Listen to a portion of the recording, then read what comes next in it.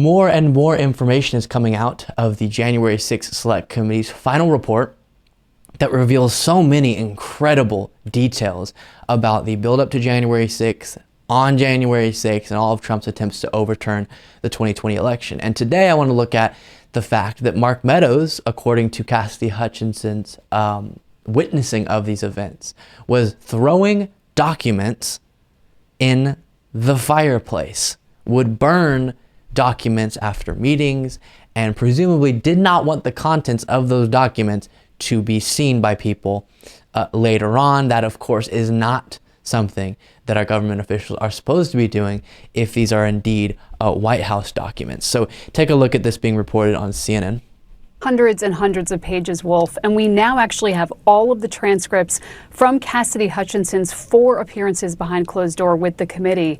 And from those transcripts, we're learning more details, particularly how she told the committee that she actually saw Chief of Staff Mark Meadows burning documents in his office fireplace around a dozen times, which she says amounted to about once or twice a week between December 2020 and January 2021. And she says at least twice she saw Meadows burning documents after he had meetings with Republican Congressman Scott Perry, who in fact was subpoenaed by the committee but never actually complied. So in addition to those details, Hutchinson also telling the committee how she says discussions about QAnon conspiracies really permeated the White House after the 2020 election. She said in particular, Mark Meadows brought up the conspiracy theories. Congresswoman Marjorie Taylor Greene, when she was visiting the White House, made mention of that far right-wing political movement with, of course, outlandish conspiracy theories. And then Cassidy Hutchinson said that she had this exchange with White House trade advisor Peter Navarro. She said, and at one point I had sarcastically said, "Oh, is this from your QAnon friends, Peter?" Because Peter would talk to me frequently about his QAnon friends. And he said, "Have you looked into it yet, Cass? I think they point out a lot of good ideas. You really need to read this. Make sure the chief reads this. Oh my goodness. So those around the President of the United States Chief of Staff and the President of the United States himself were caught up in believing, getting their information from QAnon.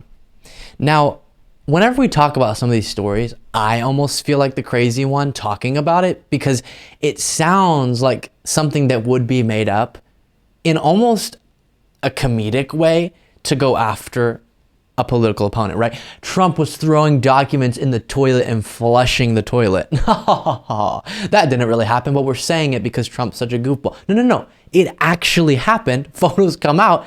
Actual documents that were being thrown in the toilet by Trump that he didn't want people seeing. And we know that he rips up documents a lot. And then his chief of staff, similar routine, throwing documents after meetings in the fireplace.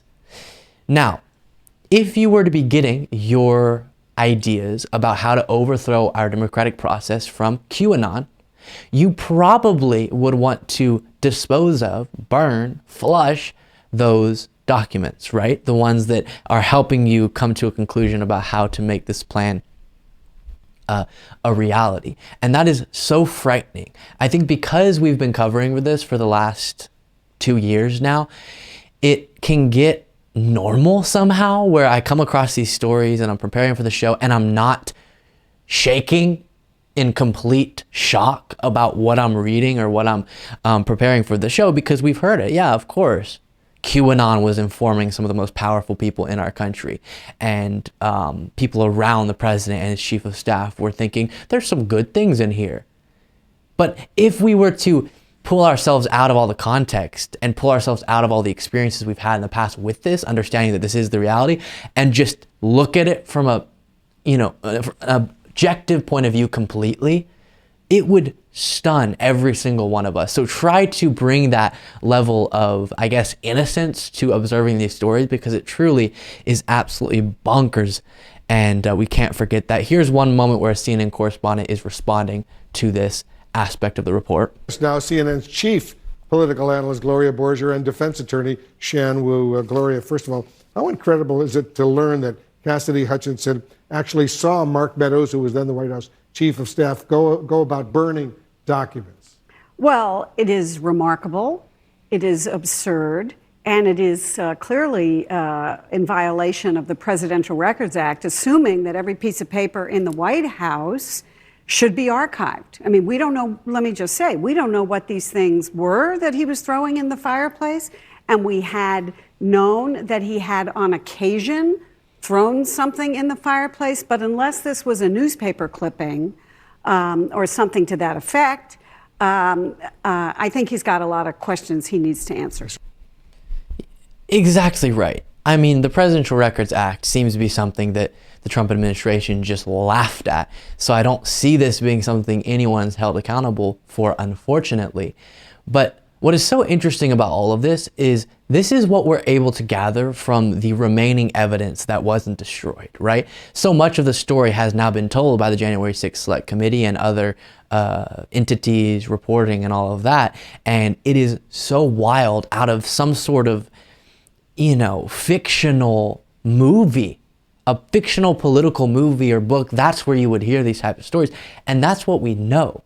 Whenever you start hearing that Trump was flushing documents down the toilet on a regular basis, ripping them up, Chief of Staff Mark Meadows throwing them in the fireplace, and conversations that weren't on documents, just private conversations that were never reported on or witnessed by someone who testified, that must be even more wild. What do we not know, and how crazy must that be?